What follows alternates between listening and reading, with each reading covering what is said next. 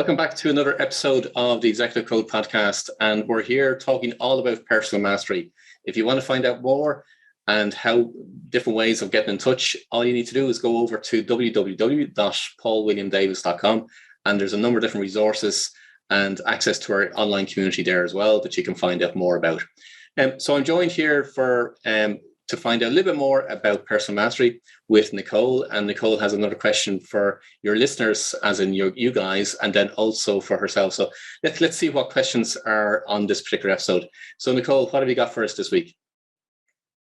Yes, Paul. So today I've got a question about personal development.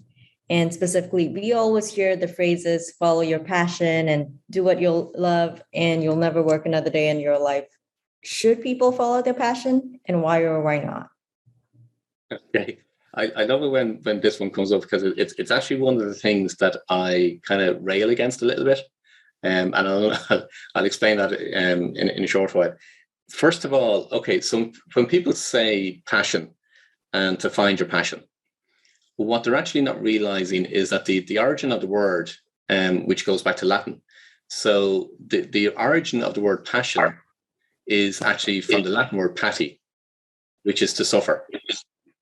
So what typically happens, so what which is to think about from that perspective, is that if you go back to Christianity and the Passion of Christ, well, then that was the suffering of Christ.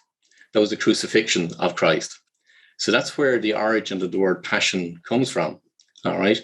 So you've got to have a really clear understanding as regards to the origin of words. That's one thing. But over the different centuries, it's actually morphed into people understanding it as being that it's something that they enjoy doing or something that they love doing. So that's how they associate the word.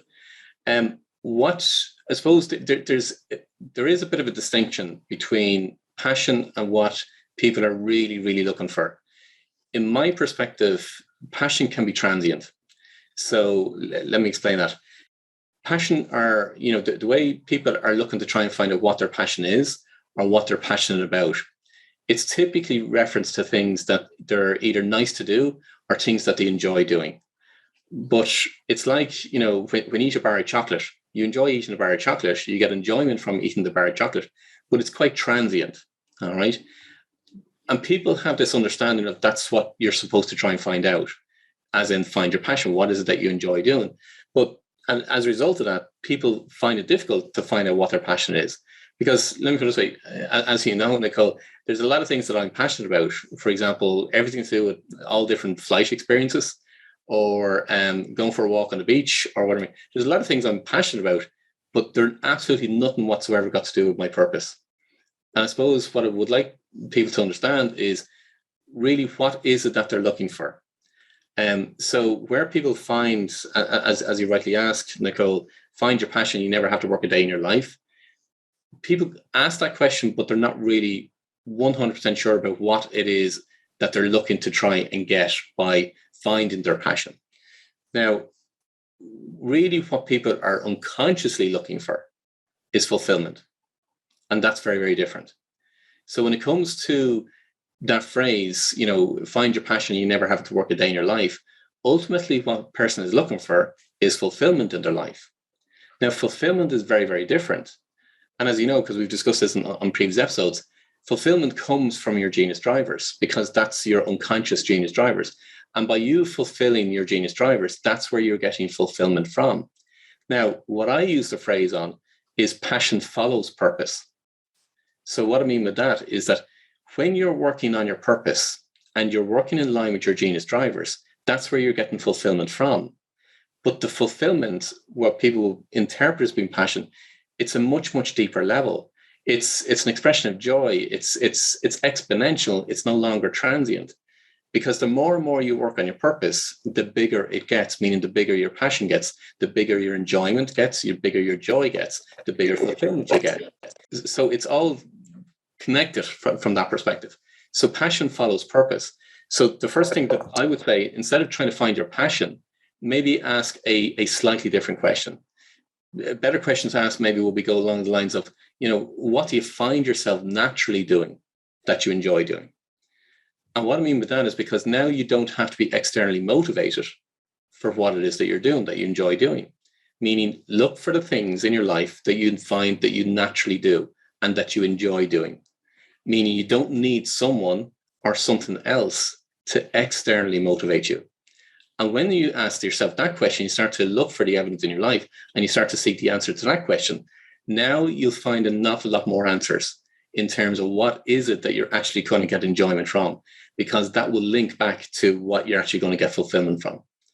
So that's when it comes to, let me put it this way, to never work a day in your life, provided that goes on, it goes on the premise that you get everything else, or you get rid of everything else out of your life that you don't enjoy doing.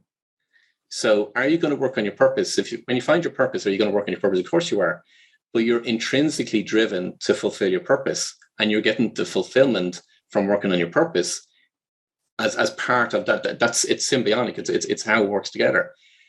Are there tasks that you would need to do that you may not enjoy doing?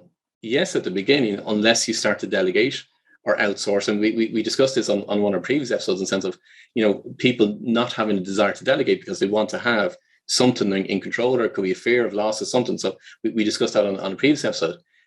But once you get to a point whereby you're removing the things out of your life, or the activities that you're doing out of your life that aren't in line with your genius drivers, well, then now you're no longer working as such. You're actually working with what people will perceive as being passion, but actually you're working with fulfillment. It's a much, much deeper level of passion. It's no longer transient, it's exponential.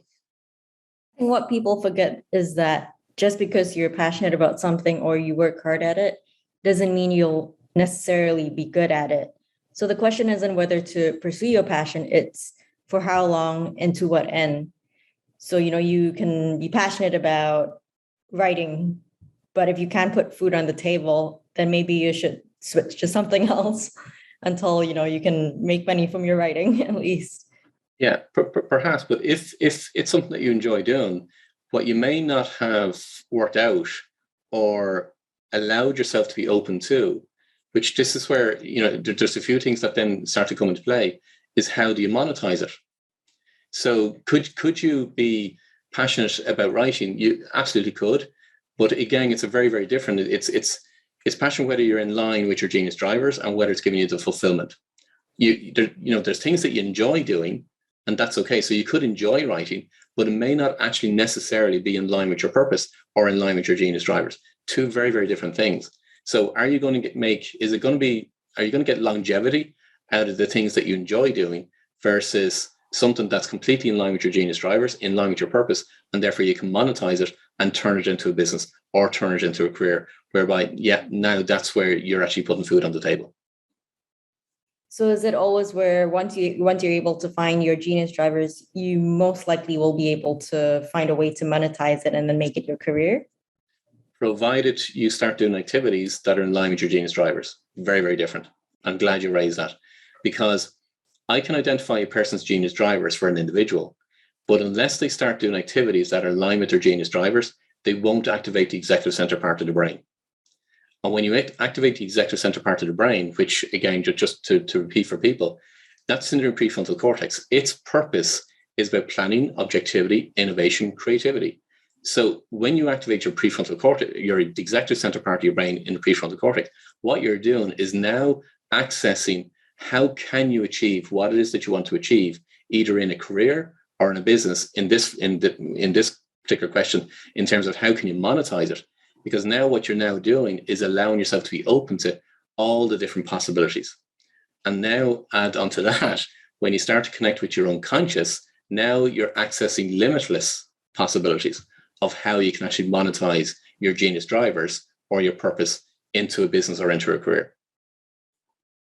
And what do you think about pursuing activities that are in line with our genius drivers, not as a career, maybe for various reasons, maybe the money isn't great, but only as a hobby, like on the side? Would you always recommend? I wouldn't. No, personally, I wouldn't. No, because let me put it this way: think of your genius drivers as being that you've 3 buckets in front of you. This is the best way I can explain it. So you've 3 buckets in front of you, And each one of those buckets represents one of your genius drivers. If you're doing a career or a job or whatever it might be, that's not in line with your genius drivers, it means you're not filling those buckets. And if you're doing it as a side hustle or at the weekend and you're now starting to fill those buckets, you can only fill so much of them. So therefore, you're not going to get that sense of fulfillment. You're not going to get that sense of zest or joy for life. So it's not what I would recommend. I would recommend more, okay, so what's the career that you could seek out that would be absolutely in line with your genius drivers? And now you're starting to fulfill, and ultimately you're filling those buckets, but that's where you're getting fulfillment from. What you'll find, Nicole, is that, because I see this quite a lot, whereby you can get an individual that will be in a career and they'll come to me and say, look, I've lost my zest for life. I've just lost my mojo. I don't enjoy what I'm doing anymore. But ultimately what they're saying is they can do the work. They have the skills, they have the competence to do the work. They started off enjoying doing the work. They started off having a passion for the work that they were doing, but now they've begun to lose it. And that's what I said earlier on. That kind of passion is transient, as opposed to when it's in line with your genius drivers. Now it's exponential. So now it's all about how can we actually find a career that's completely in line with your genius drivers. And that's where you'll get the long-term fulfillment from. So the trick is finding out what your genius drivers are earlier in life, as soon as possible, because the earlier you find out what your genius drivers are, the earlier you'll find what fulfills you in life. Yeah. And that's how you maximize your fulfillment. Yeah, absolutely. Yeah. So it can happen at any point in life. So it can happen when you're trying to start a career, or it can happen when you're like, I've got people that I've worked with, and they will be, what other people say maybe too late in life, but I'm at the age that no, it's not never is too late in life, whereby they may be kind of like maybe mid-50s or mid-60s, and they're kind of saying, look, I don't enjoy what I'm doing. And therefore, when we identify what their genius drivers are, as well as the other elements, because they are all interlinked, i.e. your genius role, your genius inspiration, your genius quest, when you identify all of those, now you can alter what you're going to do for the rest of your life. And you still get fulfillment once you're doing the activities that are in line with your genius drivers. So it doesn't matter as such what age you identify your genius drivers are. Is it more beneficial that you identified when you're starting your career? Absolutely. Yeah, absolutely. Like when we identified your genius drivers and all the other elements, there's a particular path. Your path can be very, very narrowed now, because now you've got a laser focus of the career that you can actually pursue that will be absolutely in line with each one of those elements. And you're at the beginning of your career as such. This should definitely be a course in high school or college when people are trying to make those big decisions about what to pursue after Absolutely. that. Yeah, absolutely. And the best way to find out what a person's genius drivers are to work one-on-one with you. Right now at the moment, yeah, it's one-on-one, or it's it is part of my development for this year as regards, okay, how can I reach more and more people? So whether that's going to be an online program that we're going to run, or whether it's going to be a live program. Let me go this way. I have two kids, well, okay, adults, two boys. They're 27 and 25 now, because their birthdays were just recently. And I knew for them, just literally by observing them, as regards what career path they should follow. And they're currently pursuing that career path. And you can see it in them as regards what the enjoyment is when they're actually doing activities that are in line with what is that they are unconsciously driven to do, or what they're innately driven to do. It's very, very different. Yeah. So did you consciously, kind of move them towards that path? Or did you kind of... It's as a parent, it's a fine line as regards. So what I do is I kind of mentor them indirectly, if that makes sense. When it comes to teenagers, you don't tell a teenager what to do. So what I do is I kind of advise them, and they know the work that I do, and they're familiar with the work I do, and what I've done in businesses and all that kind of thing. So they will naturally come to me and ask me questions anyway. But it's a case of, I'm there as, for one better word, I'm there as an advisor, as opposed to dictating what they should do. Yeah. So that's super helpful to, be able to learn how to identify your genius drivers, not just for yourself, but being able to identify them for other people, like how parents can mentor their kids. So have you thought about sort of like I don't know what you would call it, not so much an instructor course, I guess, but learning how to identify other people's genius drivers, to help Yeah, them. it's Help part of my others. long-term plans. Yeah, it's part of my long-term plans as regards. Okay, so how can we? Because I'm on a mission to reach as many people as possible. I do have a very big number of people that I want to reach, so part of my long-term plans is okay. So how could we get this out in a much bigger scale? So it's not available right now at the moment, but it's in my long-term plan that it's what I want to achieve. Yeah. Awesome. I think you covered everything that, Cool. relates to. Cool. Perfect. So I suppose in summary, the message will be, yeah, maybe not necessarily look for and try and find out what your passion is. Maybe understand that passion follows purpose. And ultimately what you want to try and find out, okay, so what is it that's going to bring you fulfillment? And maybe a question that you may want to ask is, what is it that you find yourself naturally doing?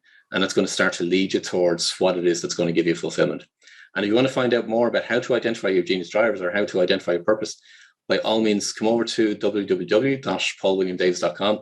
All the resources, all the ways of getting in contact with us are all there on the website. And you can join us in our community where we discuss all this kind of subject matter in relation to personal mastery as well as business mastery. And we also have live meetings every single Monday afternoon, 2:00 Irish time. So you're welcome to join us there and ask whatever questions you guys might have. But until next time, I wish you every success.